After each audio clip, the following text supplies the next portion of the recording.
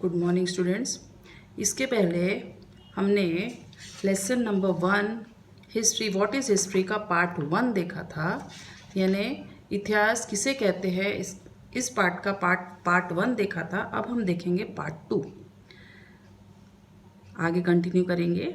The scientific method of history मतलब इतिहास की वैज्ञानिक पद्धति। In standard 3rd and 4th, as the part of environmental studies, we have become acquainted with various sciences.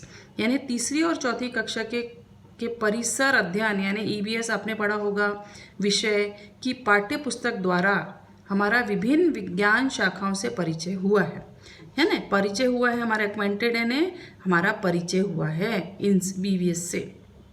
The special characteristic of all these sciences is that their facts or evidence can be tested in experiment which can be repeated anywhere, anytime. और इन विज्ञान शाखाओं की क्या विशेषता है? ये विशेषता है कि किसी भी प्रमाण को प्रत्यक्ष प्रयोग के आधार पर बार बार जांचा जा सकता है। यानी किसी भी प्रमाण को, किसी भी फैक्ट को और एविडेंस को क्या किया जा सकता है? प्रत्यक्ष प्रयोग के द्वारा बार बार जांचा जा सकता है। द मेथड एनीवेयर और एनी टाइम, कहीं पर भी। The method of using a number of different tests to determine whether the evidence is reliable is called the scientific method. मतलब the method of using a number of different tests, यानी जो अगर हम लोग अलग अलग जो टेस्ट करते हैं ये मेथड्स को देखने के लिए कि ये सही है कि नहीं, to determine whether the evidence is reliable, मतलब ये जो एविडेंस है, जो प्रत्यक्ष प्रमाण है, ये सही है कि नहीं, इस कॉल द साइंटिफिक मेथड। प्रत्येक प्रमाण को अलग अलग निकषों पर परीक्षण करके वो विश्वसनीय है अथवा नहीं, ये निर्धारित करने की पद्धति को क्या कहते हैं? वैज्ञानिक पद्धति कहते हैं। मतलब प्रत्येक प्रमाण को, प्रत्येक किसको? एविडेंस को, या एविडेंस को क्या करना है आपको? अलग अलग निकषों पर परीक्षण करके वो विश्वसनीय है कि नहीं, ये निर्धारित करने की पद्धति को वैज्ञानिक पद्धति कहते हैं। There are many things that happened since our birth that we may not know about, यानी हमें हमारे जन्म के बाद से घटित कई बातें मालूम नहीं होती है। तो क्या होता है? However, our grandparents or parents or other often tell us amusing stories of our childhood. फिर भी हमारे दादाजी, दादाजी, माता पिता या फिर किसी रिश्तेदार से हमारे बचपन की रोचक बातें, वे हमें क्या बताते हैं? हमारे बचपन की रोचक बातें बताते रहते हैं। Those stories are a part of their memory. ये सारी बातें उनकी यादों में बसी रहती है ना। However, when different people tell us about the same event, we find differences in their narration. मतलब एक ही बात की याद अलग अलग लोग बताते रहते हैं, परिणाम स्वरूप उनकी बताने में थोड़ा बहुत अंतर पाया जाता है। यानी नरेशन यानी जिस तरीके से वो बताते हैं, नरेट करते हैं, बताते हैं, तो उनके बताने में क्या पाया जाता है? अंतर पाया जाता है। सभी एक तरीके से नहीं बताते, कोई बड़ा चढ़ाकर बताता है, कोई बहुत छोटे से रूप में बताता है ना, कोई अच्छे से बताता है, कोई ऐसे ही बता देता है। We need to examine the details of each narration carefully to decide the correctness of the fact. ऐसे समय हमारे सामने ये समस्या उत्पन्न होती है कि इनमें से कौन सी बात एकदम सही है। अब अपने को पता रहेगा क्या कौन सी बात सही है, सबने अलग अलग तरीके से बताया। तब ये निश्चित करने के लिए कि कौन सी बात एकदम सही है, बताई गई बातों की सूक्ष्मता से जांच करनी पड़ती है। यानी जो बताई गई बातें हैं उनकी हमें बहुत सूक्ष्मता से क्या करनी पड़ती है? जांच करनी पड़ती है ना। तो it is not possible to conduct experiment to recreate the events that have happened in the past. अभी हमें जांच तो करनी है, पर उसके लिए हम भूतकाल की जो घटनाएं रहती है को जैसे का तैसे फिर से घटित करवाने का प्रयोग कर सकते हैं क्या? जो पीछे बीत चुका वैसे के वैसे हम उसे घटित करवा सकते हैं क्या? नहीं करवा सकते। Therefore, the method of presenting history in different forms that of other sciences, यानी therefore the method of presenting history is, यानी जो हिस्ट्री को प्रेजेंट करना है in different forms that of other sciences, मतलब अतः इतिहास को प्रस्तुत करने की पद्धति अन्य विज्ञान शाखाओं से भिन्न है। मतलब जो इतिहास को प्रस्तुत करने की जो बीता हुआ कल है उसे प्रस्तुत करने की विद्या क्या है, वो साइंस की जो शाखाएं हैं उनसे भिन्न है। यानी इतिहास में प्रस्तुत करने का तरीका और साइंस में प्रस्तुत करना में साइंटिफिक मेथड के द्वारा प्रस्तुत करने का तरीका बिल्कुल भिन्न है। Even so, history uses the scientific method at every stage, namely while looking for the collecting evidence, examining the evidence and while putting it together. ऐसा होने पर भी इतिहास के प्रमाण को खोजने, यानी इतिहास के जो प्रमाण है, जो एविडेंस है, जो बातें पता चली है हमको, उसे खोजने के लिए, जांचने के लिए और तथ्यों के साथ उसका मिलान करने हेतु, तथ्य यानी जो हमको प्रूफ मिले उससे क्या उनका मिलान करने हेतु वैज्ञानिक पद्धति का ही अवलंबन किया जाता है। यानी इतिहास में भी वैज्ञानिक पद्धति को हमको यूज़ करना पड़ता है। Even so, history uses the scientific method at every stage, namely while looking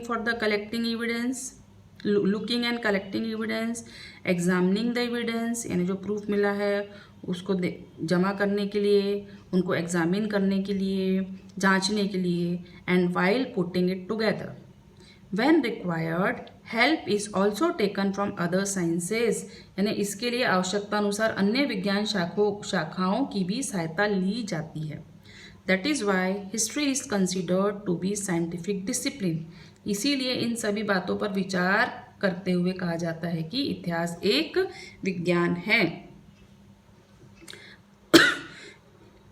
History is not written solely on the basis of imagination. इतिहास केवल कल्पना के आधार पर लिखा नहीं जाता। हिस्ट्री जो है वो कल्पना के आधार पर लिखा नहीं जाता। इसके लिए किस चीज़ की ज़रूरत होती है? एविडेंस की ज़रूरत होती है। मतलब कुछ ना कुछ अपने पास में प्रूफ होना चाहिए, जो बीता है उसका हमारे पास प्रूफ होना चाहिए, तभी हम हिस्ट्री लिख सकते हैं। Ancient objects, structures, sculptures, pots, coins, inscriptions, copper plates, books, manuscripts, traditional stories, and songs remembered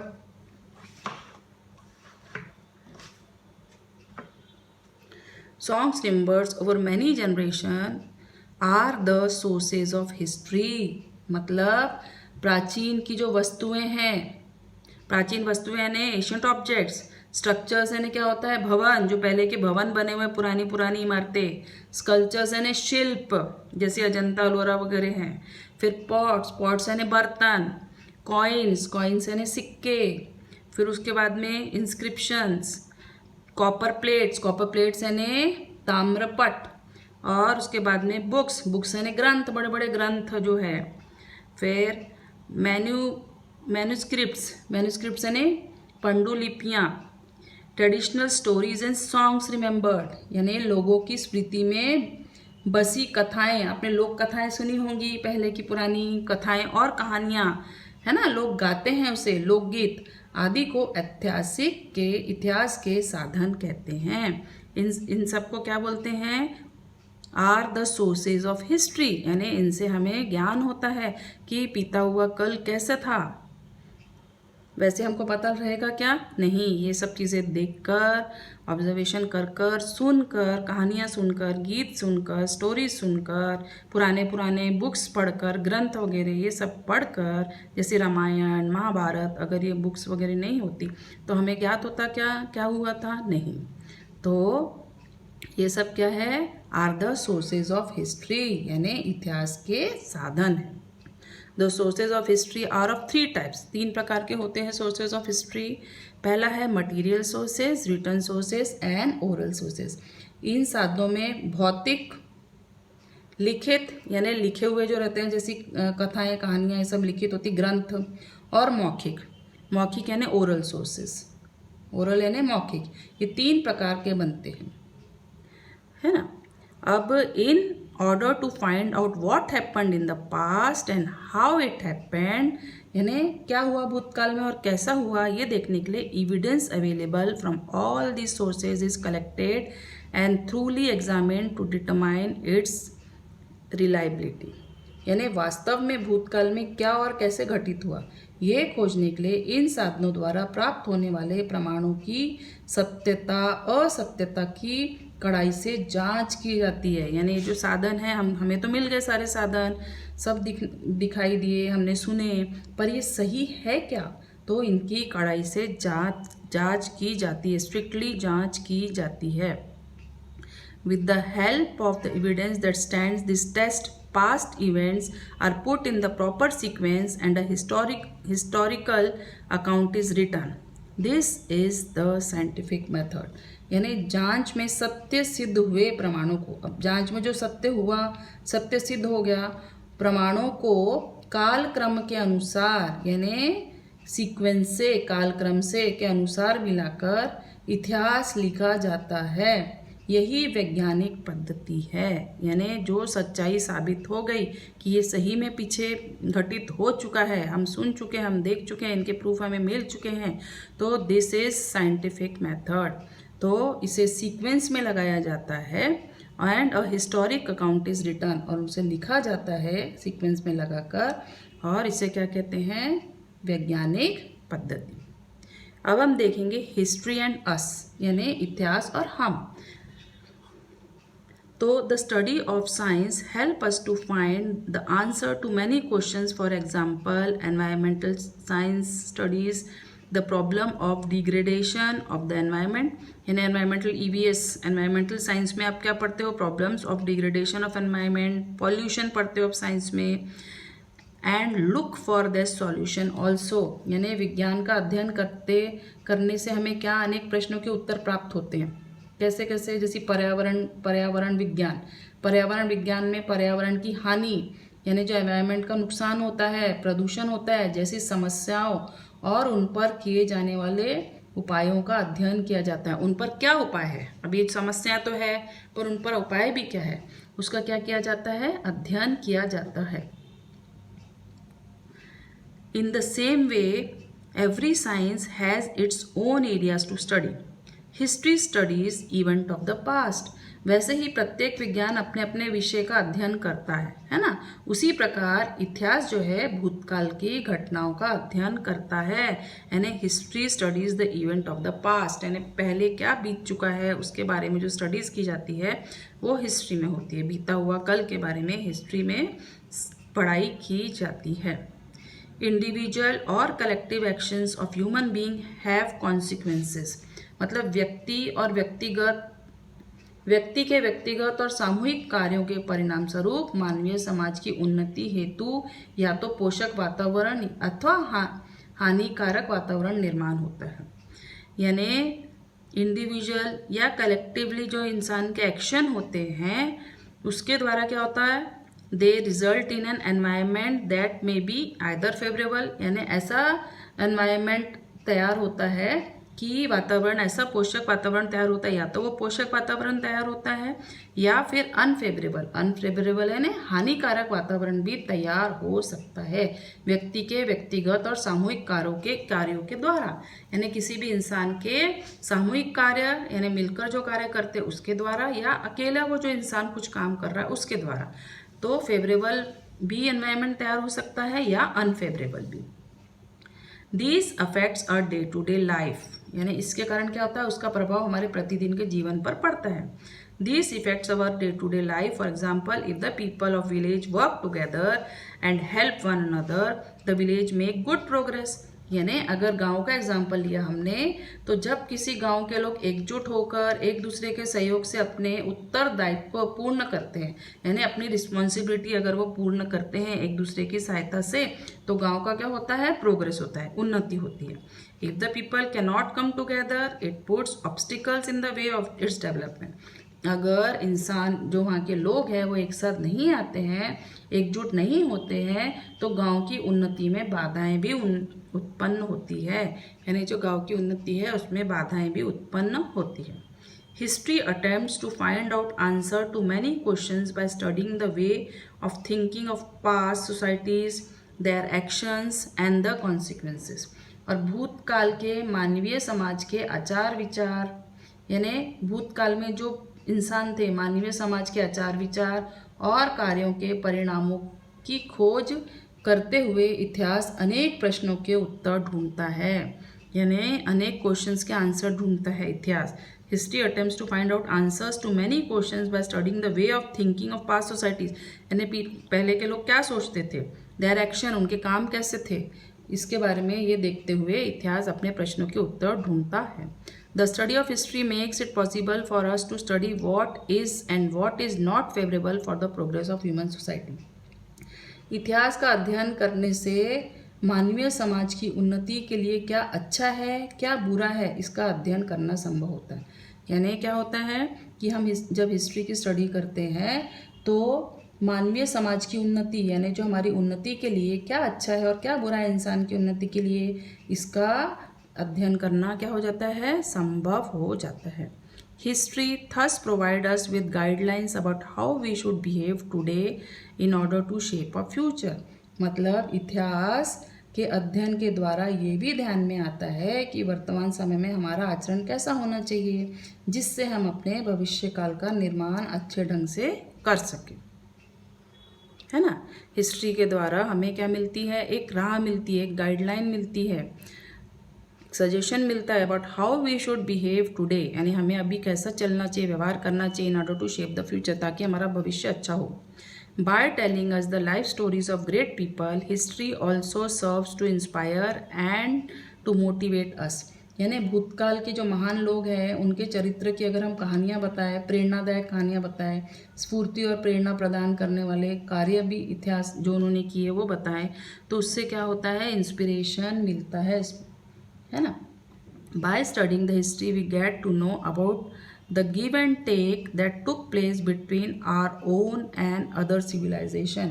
इतिहास के माध्यम से हम अपनी एवं अन्य संस्कृतियों के बीच हुए आदान प्रदान और मानवीय संस्कृति के विकास की यात्रा से अवगत होते हैं।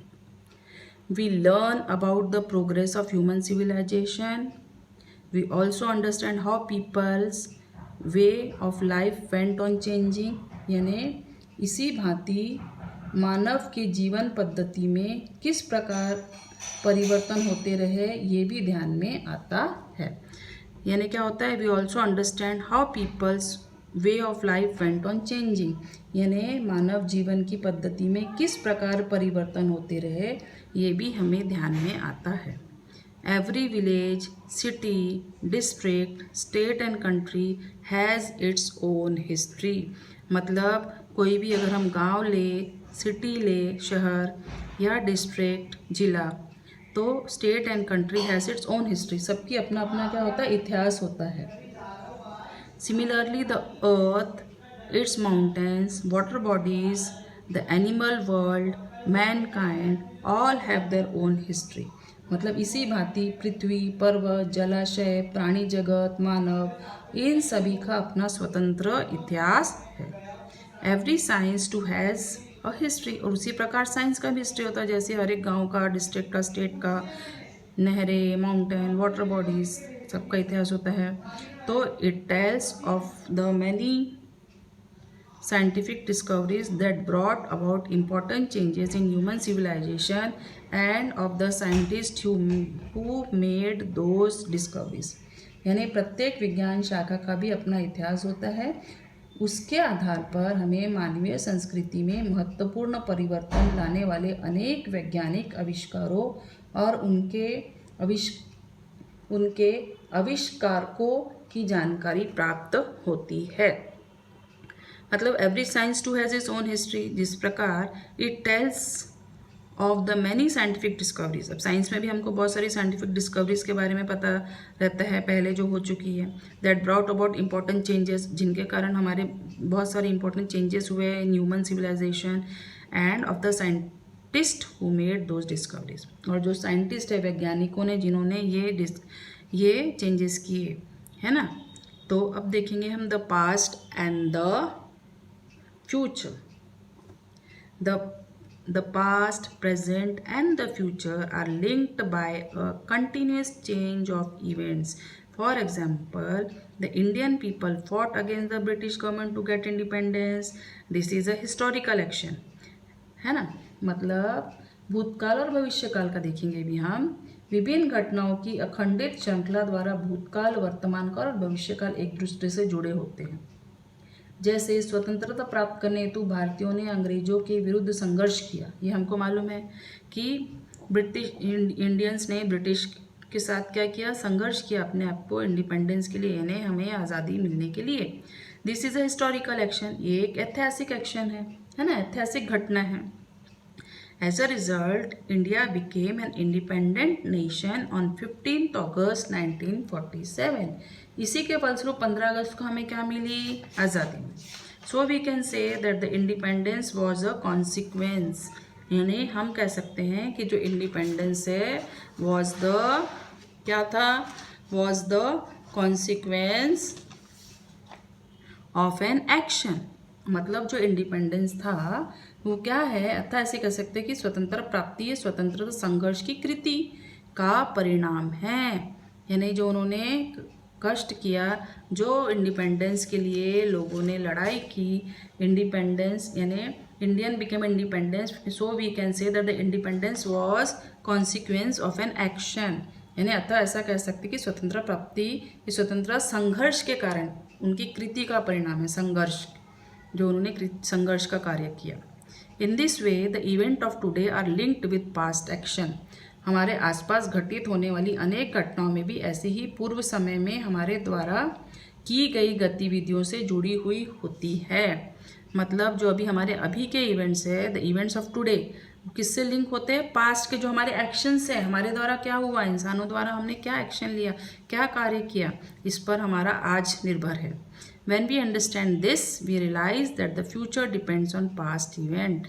जब हमें ये ज्ञात होता है, ये बोध होता है कि पूर्व समय में की गई कृतियाँ, यानी जो पूर्व समय में उसके जो पहले हमने जो काम किए थे वो भविष्य काल निर्भर रहता है उस पर। यानी जो पूर्व समय पर कार्य हुए उस पर क्या निर्भर है, भविष्य काल, हमारा भविष्य निर्भर है कि हमने किस प्रकार से मेहनत की। अगर हमने नहीं लड़े होते आज़ादी के लिए तो हमें उसका परिणाम आज़ादी मिलती क्या, नहीं मिलती। We learn that man began to make tools from material available in nature. जैसे एग्जाम्पल दिया है कि हमने देखा कि इंसान बिल्कुल जंगल में रहता था, है ना, उनके पास घर भी नहीं थे। फिर उन्होंने क्या किया, धीरे धीरे वो जंगल में उन्होंने लकड़ियाँ जमा करने लगे और उनसे उन्होंने घर बनाया, टूल्स बनाए, है ना, मेक टूल्स, जैसे आपको यहाँ दिख रहा है, सिर्फ आग जलाकर आदि मानव रहते थे। तो उससे क्या हुआ, मटेरियल अवेलेबल इन नेचर, जो भी मटेरियल उनको मिला है नेचर से, तो उनके द्वारा उन्होंने अपना यूज़फुल उसे यूज़ में लाकर उसे अपने उपयोग में लाने लगे। That he learn how to make use of fire and that he invented the wheel. फिर उसने धीरे धीरे किसका आविष्कार हुआ, अग्नि का, आग का आविष्कार हुआ और व्हील्स का भी आविष्कार किया। इतिहास के अध्ययन द्वारा हमें ये सीखते रहते हैं कि जैसे जैसे प्राचीन काल में मनुष्य ने आसपास के परिसर में उपलब्ध सामग्री से औजार बनाने शुरू किए, उन्होंने जो भी उपलब्ध थी आजू बाजू में अपने परिसर में सामग्री, उनसे उन्होंने औजार बनाने शुरू करे, बनाने की कला का आत्मसात किया। अग्नि का उपयोग कैसे करना चाहिए ये भी सीखा, और कैसे आग जलानी चाहिए, अग्नि का उपयोग कैसे करना चाहिए ये भी सीखा। आगे चलकर मनुष्य ने पहिए का भी आविष्कार किया, फिर उन्होंने व्हील यानी पहिए का भी आविष्कार किया। इसने अपने आजू बाजू के वातावरण से, अपने आजू बाजू के एनवायरनमेंट से उन्होंने ये सब चीज़ें सीखी, नेचर से, है ना, नेचर में मिलने वाली चीज़ों से। The next generation added to these developments, technology developed, यानी फिर आगे के जनरेशन ने क्या किया, आगे चलकर मनुष्य ने, फिर मनुष्य कि आने वाली पीढ़ियों ने विकसित होती इन बातों में और वृद्धि की, यानी उन्होंने और अच्छी टेक्नोलॉजी का यूज़ करके इनको और नई तरीके से बनाया, है ना। तो technology developed further hand in hand with the physical and intellectual development of man। और धीरे धीरे क्या हुआ, मनुष्य की शारीरिक और बौद्धिक उन्नति के साथ साथ तकनीकी विज्ञान का भी विकास होता गया। यानी मनुष्य का फिजिकल और इंटेलेक्चुअल डेवलपमेंट हुआ, यानी बौद्धिक भी विकास हुआ मनुष्य का, और साथ साथ उनका शारीरिक भी हुआ, और साथ साथ उन्होंने तकनीकी विज्ञान का भी विकास होते गया। नए नए तरीके से नए नए आविष्कार किए और अपने लाइफ को, अपने जीवन को उन्होंने और इजी बनाया और सुविधाजनक बनाया। This process is going on continuously even today, और ये अभी भी चल रहा है। Invention of today are only possible on the foundation of discoveries and invention of the past. यानी ये प्रक्रिया अभी भी अखंडित रूप से चल रही है और भूतकाल में हुए आविष्कारों के आधार पर ही भविष्य में नए आविष्कार करना संभव होता है। यानी जो पहले बीत चुका है उसके कारण जो लोगों ने शुरू से मेहनत की, उसके बाद नए नए आविष्कार किए, नई टेक्नोलॉजी आई, उन्होंने अपनी बुद्धि का यूज़ किया, है ना, और उन्होंने अपने शारीरिक श्रम का यूज़ किया, ये सब करके और आगे आगे अभी भी क्या हो रहा है, नई नई टेक्नोलॉजी का इंसान क्या कर रहा है, नई नई टेक्नोलॉजी से नए नए काम कर रहा है। जैसे देखो अभी invention and technology of the past, ये यहाँ पर चित्र में आपको दिख रहा है। दूसरा invention and technology of the present. अब देखो प्रेजेंट यानी फिर भी बहुत पुराना हो गया, जैसे यहाँ पे सोलर कुकर दिखाया गया है ना। फिर उसके बाद में वो चूल्हा जलाते थे, पर अब की टेक्नोलॉजी जो है, अब हम लोग क्या जलाते हैं, गैस जलाते हैं। फिर कंप्यूटर पे बच्चे पढ़ रहे हैं, पहले नहीं था कंप्यूटर, मोबाइल नहीं था, कंप्यूटर नहीं था। तो धीरे धीरे क्या हुआ और आगे आगे विकास होता गया। तो आज के लिए इतना ही। पाठ को बार बार पढ़ो ताकि आपको अच्छे से समझ में आए। धन्यवाद।